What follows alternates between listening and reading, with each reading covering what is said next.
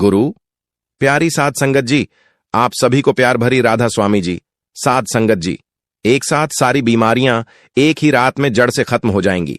केवल गौतम बुद्ध ने बताई, एक चीज खाकर सो जाओ, उस चीज से आपका पेट पूरी तरह से साफ हो जाएगा, जिससे आपको जिंदगी भर एक भी बीमारी छू नहीं पाएगी। वह चीज कौन सी है? चलिए जानते हैं कहानी के माध्यम से। दोस्तों, जब हम एक भी दिन अपने घर की सफाई नहीं करते हैं तो उसमें कितनी गंदगी जमा हो जाती है। चारों तरफ मक्खियां भिन्न भिन्न आने लगती हैं और पूरे के पूरे घर में बदबू हो जाती है।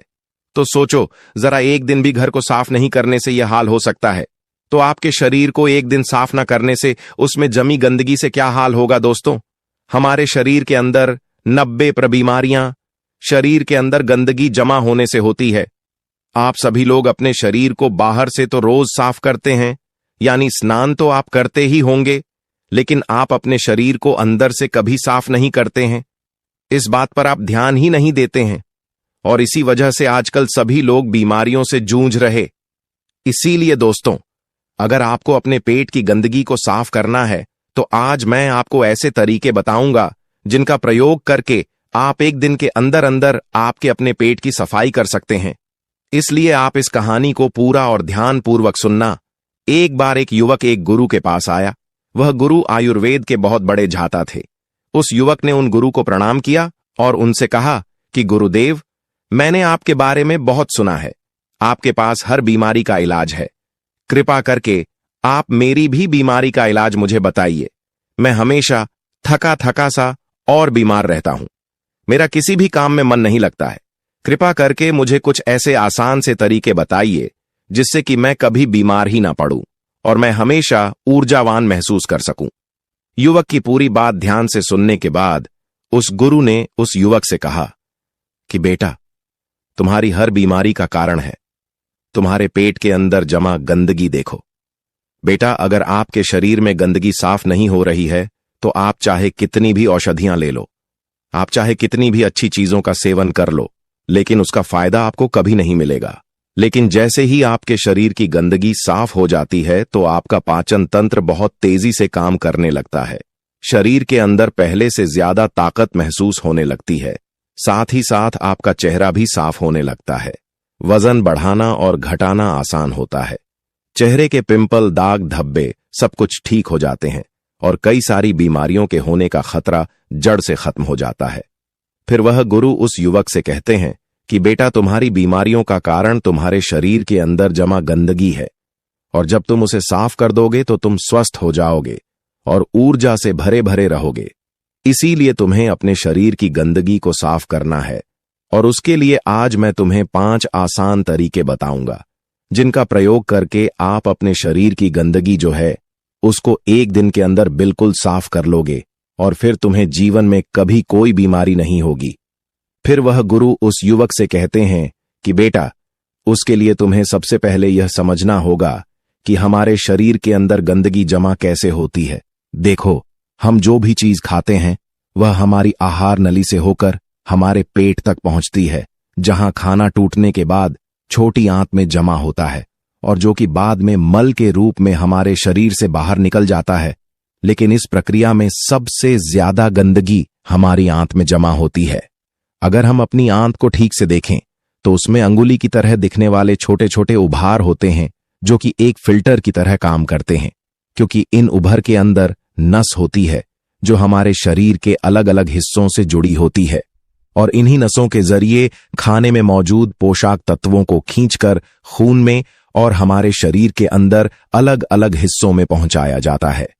लेकिन जब हम लोग जाने अनजाने में गलत तरीके से खाने का इस्तेमाल करते हैं तो वह हमारी आंतों में चिपक जाता है और धीरे धीरे दीवार पर एक मोह परत बनाकर जमा हो जाती है, जिससे कि जब हमारी आंत खाने में मौजूद पोषक तत्वों को खींचती है तो उसके साथ साथ गंदगी भी हमारे खून में मिल जाती है और फिर यह गंदगी हमारे शरीर के अलग अलग हिस्सों में जाकर जमा हो जाती है।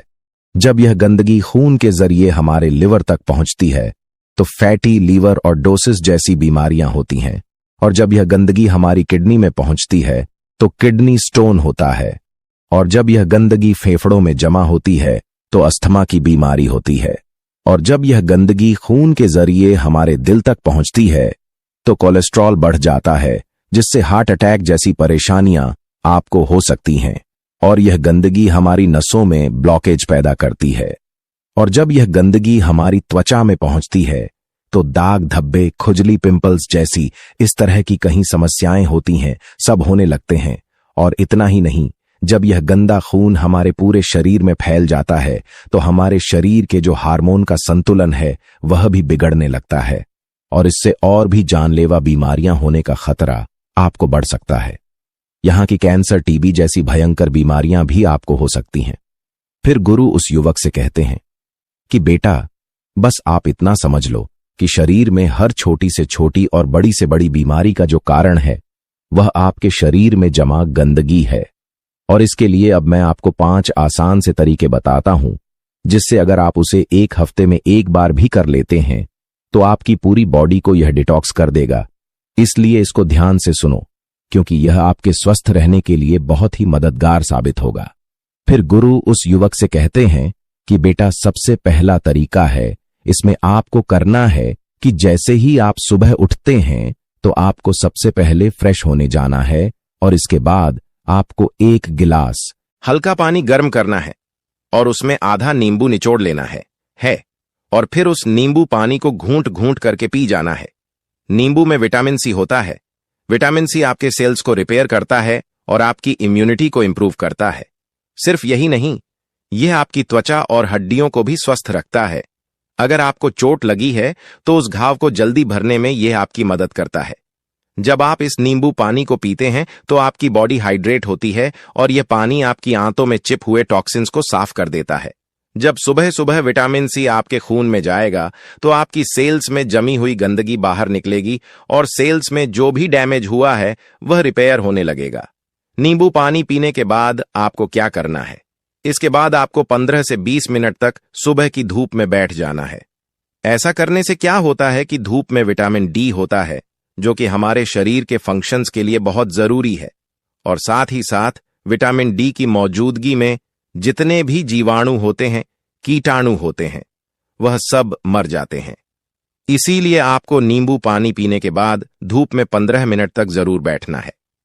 फिर गुरु दूसरा नियम बताते हुए कहते हैं कि बेटा, आपको 1 चम्मच नारियल का तेल या फिर अरंडी का तेल लेना है और उस 1 चम्मच तेल को अपने मुंह में डालना है।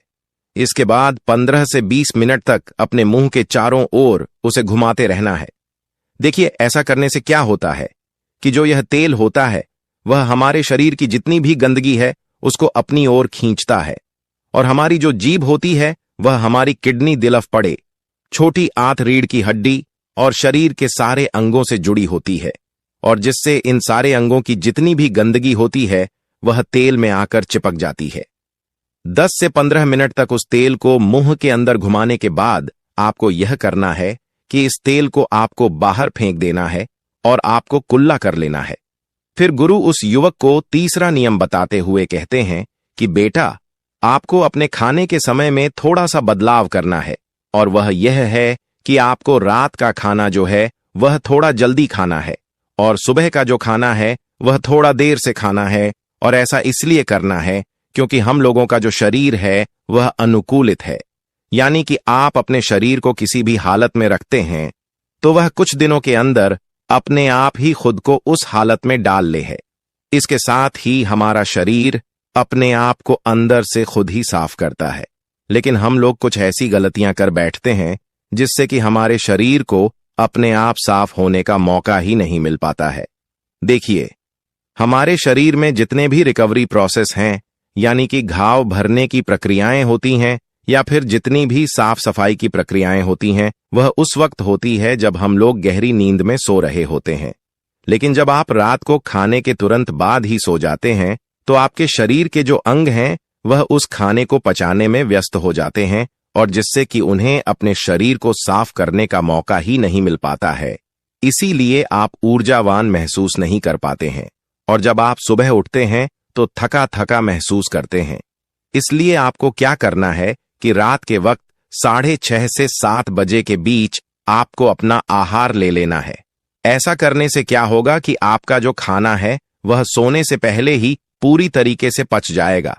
और जब आप रात को सोएंगे तो इसके बाद आपकी बॉडी के अंग अपने आप को अच्छी तरीके से डिटॉक्स कर पाएंगे। इसके अलावा जब भी आप खाना खाएं तो उसके 10 मिनट के बाद आपको एक छोटा सा अदरक का टुकड़ा लेना है, नाखून के आकार का जितना, और एक छोटा सा गुड़ का टुकड़ा लेना है, और इन दोनों चीजों को आपको चबा कर खाना है। देखिए यह दोनों चीजें क्या करती हैं। सबसे पहली चीज कि यह आपके शरीर की जितनी भी गंदगी है उसे खाने के साथ ही खींचकर बाहर निकाल देती है, और दूसरी चीज है कि यह आपके खाने को सही तरीके से पचाने में मदद करती है, जिससे कि आपका खाना पच जाता है और पेट के अंदर पड़ा पड़ा सड़ता नहीं है। फिर इसके बाद गुरु उस युवक को चौथा नियम बताते हुए कहते हैं, आपको क्या खाना है और क्या नहीं खाना है इसके ऊपर ध्यान देना होगा। सबसे पहली चीज है कि जब तक आप अपने शरीर को साफ नहीं करेंगे तो कुछ दिनों के लिए तेल से बनी हुई चीजें जैसे कचौड़ी, समोसा, पैटी, चाउमीन, बर्गर और पैकेट में मिलने वाली चीजें, बिस्किट्स, कोल्ड ड्रिंक और चीनी से बनी सभी तरह की चीजें पूरी तरह खाना बंद करनी होंगी, क्योंकि यह चीजें आपकी आंतों में गंदगी के रूप में जमा हो जाती हैं। फिर गुरु उस युवक को कहते हैं कि बेटा, तुम्हें यह तो पता चल गया कि तुम्हें क्या नहीं खाना है। अब तुम यह समझो कि आपको खाना क्या है। इसे ध्यान से सुनिए। आप अपने घर के अनाज में जो भी खा रहे हैं उसमें आपको किसी भी तरह का बदलाव करने की कोई जरूरत नहीं है। बस आपको एक चीज का ध्यान रखना है और वह है सब्जी। देखिए, जब भी आप खाना खाएं तो उसमें सब्जी की मात्रा ज्यादा रखें। यानी कि पहले अगर आप आधी कटोरी सब्जी खाते थे तो अब से आप 1 कटोरी सब्जी के साथ खाना खाएं। ऐसा करने से क्या होता है, क्योंकि सब्जियों में फाइबर की मात्रा अत्यधिक होती है, और फाइबर ही वह चीज है जो आपकी आंतों में जमी गंदगी को खींचकर आपके मल के साथ आपके शरीर से बाहर निकाल सकती है। फाइबर आपके खाने को आंतों से अच्छी तरीके से बाहर निकालता है, जिससे आपकी आंतों में टॉक्सिन्स चिपक नहीं पाते। इसीलिए खाने में फाइबर ज्यादा ले आप हरी सब्जियां खाना शुरू करें और फल खाएं। सेब, नारियल और अनार में आपको अच्छे से फाइबर मिलता है। साथ ही अगर आप संतरा खाते हैं तो आपको फाइबर और विटामिन सी दोनों मिलेंगे, जिसमें बहुत फायदे हैं। इसके साथ ही आप खाना खाने के बाद सेब भी ले सकते हैं, जिसमें भी फाइबर होता है। इसको आप पानी के साथ ले सकते हैं और दूध के साथ भी ले सकते हैं। फिर वह गुरु युवक को 5वां नियम बताते हुए कहते हैं कि पूरे दिन में 20 से 30 मिनट तक ऐसा समय जरूर निकालें जिसमें आप किसी तरह का शारीरिक गतिविधि करें। आप चाहे तो खेल खेल सकते हैं, दौड़ सकते हैं, एक्सरसाइज कर सकते हैं, कुछ भी हो, यानी कि किसी भी तरह की फिजिकली एक्टिविटी होनी चाहिए। और ऐसा इसीलिए क्योंकि जब भी आप किसी तरह की फिजिकल एक्टिविटी करते हैं तो आपकी बॉडी से पसीना बाहर आता है, और पसीने के साथ आपकी बॉडी की गंदगी भी बाहर आती है। तो अगर आप हर दिन में एक बार जमकर पसीना बहा हो तो आपके शरीर में टॉक्सिक जो है वह बाहर आ जाएंगे। इस दौरान आप जमकर पानी पिए ताकि आपका शरीर अच्छी तरीके से पसीना बहा सके। एक्सरसाइज करते समय आपके शरीर को ज्यादा एनर्जी की जरूरत पड़ती है, जिसकी वजह से आपको ज्यादा भूख भी लगती है। साथ ही इससे आपका का ब्लड सर्कुलेशन भी इंप्रूव होता है। जो लोग ज्यादा एक्सरसाइज करते हैं उनके शरीर में टेस्टोस्टेरोन का लेवल भी बढ़ जाता है, जिससे वह ज्यादा ऊर्जावान महसूस करते हैं।